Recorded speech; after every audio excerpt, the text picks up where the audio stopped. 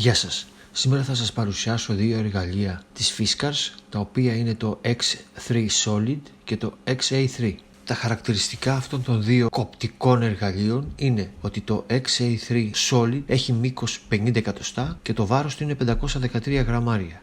Το μήκος του XA3 είναι 50,5 εκατοστά και βάρος 450 γραμμάρια. Υπάρχουν διάφορες ονομασίες που μπορεί να βρείτε τα συγκεκριμένα εργαλεία και είναι οι εξής: βατοκόφτης, τσαλοκόφτης, μασέτα και κασάρι.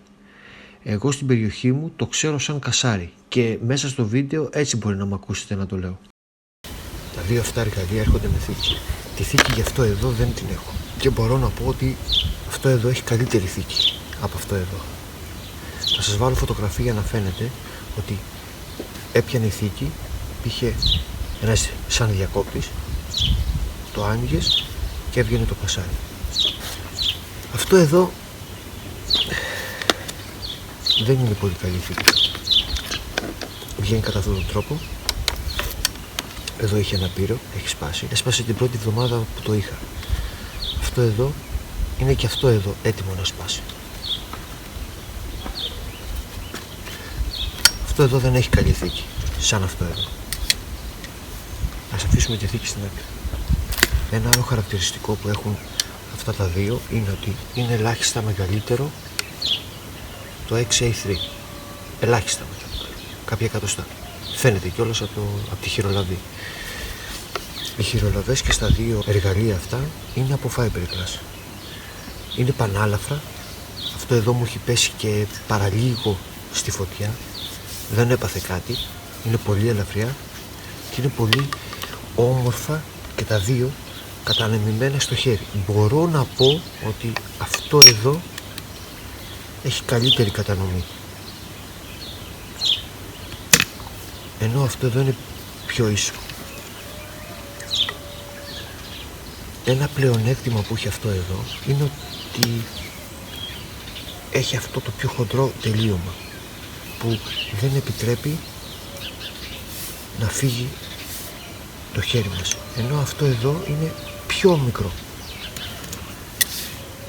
Δεν μου έχει φύγει ποτέ, αλλά κάνει τη δουλειά του. Ένα άλλο χαρακτηριστικό είναι αυτοί οι καμπύλοι που έχουν στο τελείωμά τους, στο μέρος που κόβουν και τα δύο.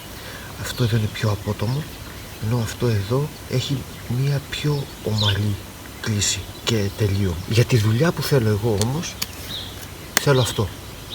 Ενώ αυτό εδώ, με το χαρακτηριστικό αυτό της λάμας του, δεν με βοηθά για να λιανίσω και να τεμαχίσω κλαδιά. Εγώ μόνο για αυτό χρησιμοποιώ. Αυτό εδώ είναι φτιαγμένο λόγω και της μύτης που έχει εδώ μπροστά. Είναι για πιο γενικές εργασίες. Δηλαδή να το πάρει κάποιος που έχει κήπο και θέλει να ξεχορταριάσει, να βγάλει χόρτα από το έδαφος. Ας πούμε είναι αυτό εδώ. Το βάζουμε κάτω. Αυτό εδώ μπορεί να χτυπήσει το έδαφος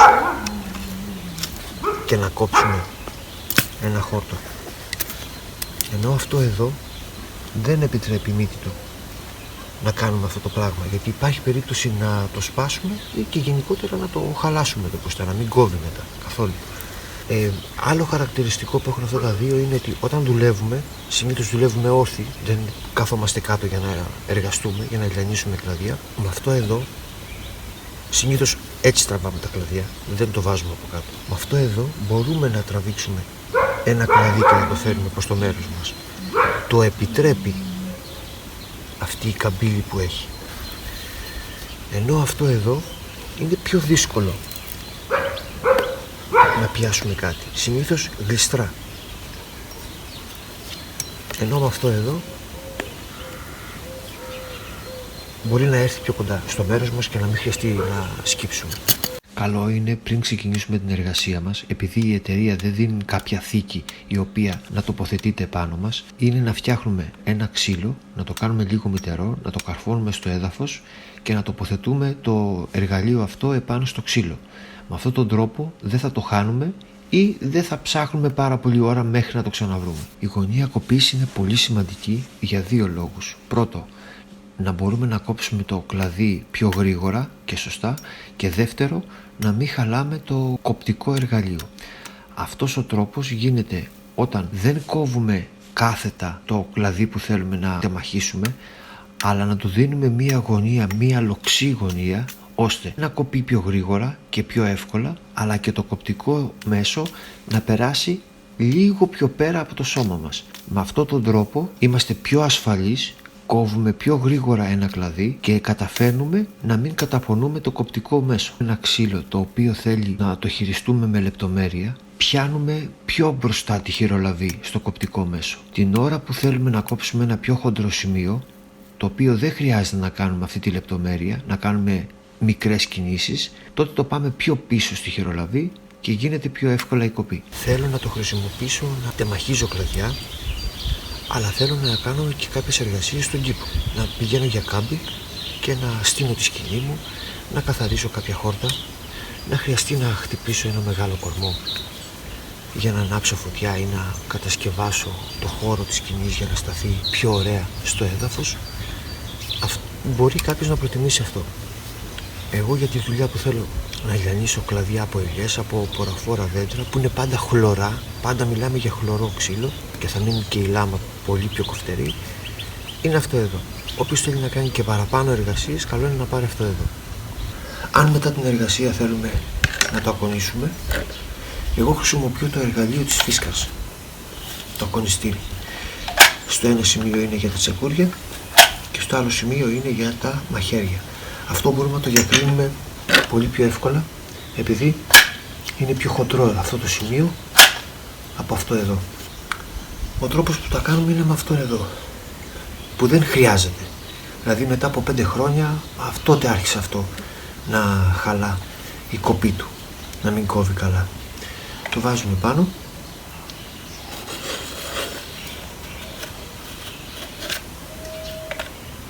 και τα ακονίζουμε με αυτόν τον τρόπο.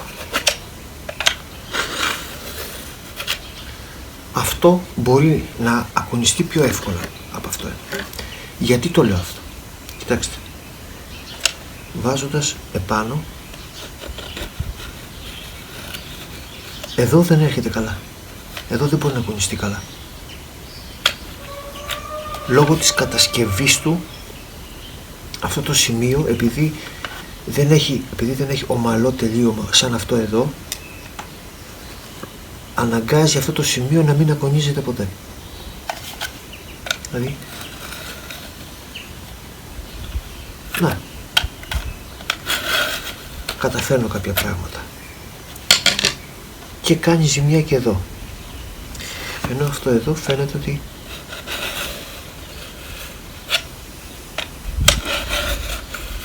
έρχεται πιο ωραία, ακονίζεται πιο ωραία αυτό εδώ. Αυτά και καλή συνέχεια.